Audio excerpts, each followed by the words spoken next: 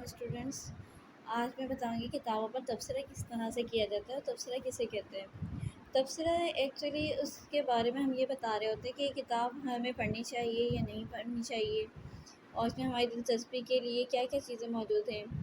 ٹھیک ہے, اور اس میں ہم کچھ اس طرح کی باتیں لازمی ہمیں بتانی ہوتی ہیں, جیسے کچھ سوالات میں آپ کو بتا رہی ہوں اور جو آپ کو تبصرے کے دوران ضرور بتانی ہوتی ہے. ٹھیک ہے, جیسے کہ سب سے پہلے ہم کتاب کا نام بتاتے ہیں, مصنف کا نام بتاتے ہیں, ناشر کا نام بتاتے ہیں, اور یہ کتاب ہمیں کیسی لگی اور کیوں لگی, مطلب اچھی لگی ہے تو کیوں لگی ہے, کیا خاص بات تھی اس میں, اور اگر اچھی نہیں لگی ہے, ہمیں پسند نہیں آئی ہے اس کی کوئی بات, تو وہ کیا وجہ ہے. تو یہ ساری باتیں کہانی کے تبصرے پر یا کتابوں کے تبصرے پر ہمیں بتانا ہوتا ہے.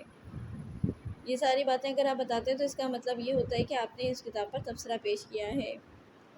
اور کہ اگر کوئی پڑھنا چاہتا ہے تو وہ کیوں پڑھے. جیسے ہم بہت ساری کتابوں کا ذکر کرتے ہیں نا, آپ تو اپنے گھر میں بھی ذکر سنا ہوگا کہ ہاں بیٹا یہ کتاب بہت اچھی ہے تو یہ والی پڑھو. اس طرح سے اگر ہم کوئی کتاب پڑھتے ہیں تو وہ کتابوں پر تبصرہ کہلاتا ہے.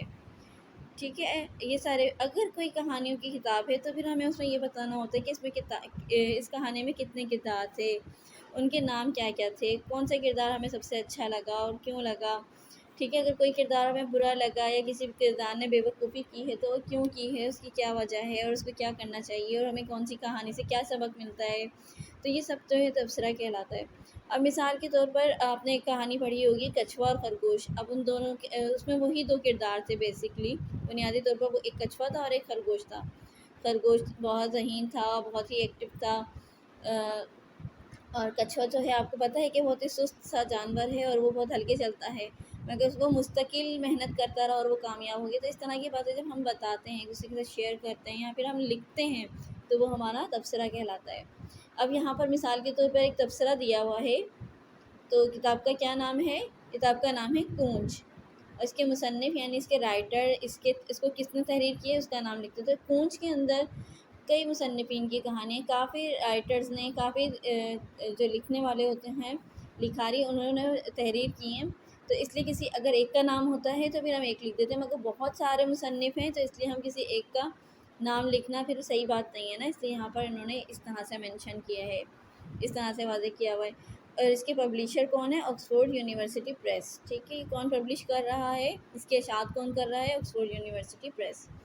اب انہوں نے لکھنا شروع کیا اس کتاب کے بارے میں. یہ کتاب مجھے بہت اچھی لگی, اس میں اچھی اچھی مزیدار کہانیاں ہیں اور نظمیں بھی ہیں. مجھے سب سے اچھی کہانی پکنک لگی. اس کہانی کا سب سے اچھا کردار ایک لڑکی کا ہے جس کا نام کیٹی ہے.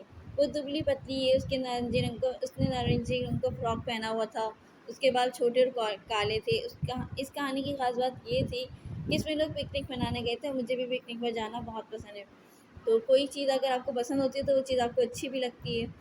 ٹھیک ہے, تو اس طرح سے آپ کتابوں پر تبصرہ, اگر بڑے بچے ہیں, بڑے اسٹوڈنٹس ہیں, بڑی کلاسز کے اسٹوڈنٹ ہیں, تو ظاہر ہے ان کا لکھنے کا انداز تھوڑا ڈفرینٹ ہوگا. یہ 4 کلاس میں کی کتاب میں سے میں نے لیا ہے کتابوں پر تبصرہ, تو یہ اس انداز ہے. بالکل بچوں کا ہے تو بچے اس طرح سے لکھیں گے, بڑے ہیں تو ظاہر ہے وہ اس طرح سے نہیں لکھیں گے, ان کا انداز تھوڑا مختلف ہوگا.